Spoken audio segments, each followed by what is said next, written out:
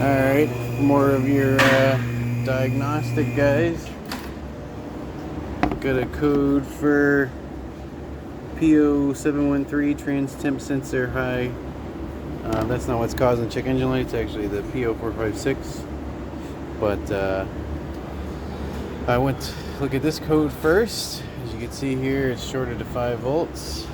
I go down here on the connector and I literally grab one wire on the bottom. I haven't looked yet, but I assume that is the wire that it says in the diagram here. The trans temp sensor signal circuit for dark green orange wire. And it seems like a pin fitment issue. Let me go back to that. If I can wiggle the harness and it'll do it. I can wiggle the connector and it will not do it. But then if I grab that one wire and move it, it does it.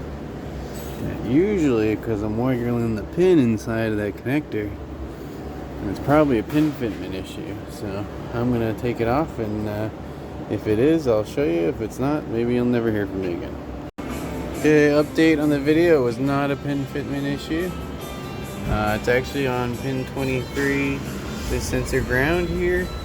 That was the blue wire that I was wiggling, which is right there, right corner, which is this corner over here. You can see that it's already snapped. It was just barely making contact, and I gave it a little tug, and barely tugged on it, and it broke. So it's bad wire.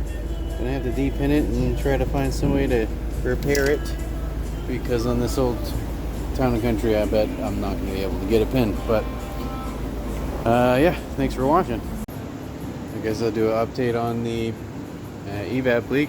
Back feeding smoke machine here, and a little bit of stuff coming out of there. A little bit of rust here, so I'm gonna clean it and recheck it, see if it's still leaking. Took a little sandpaper to the rust that I showed you, and now, and this is on. Now we have no leak, so all set.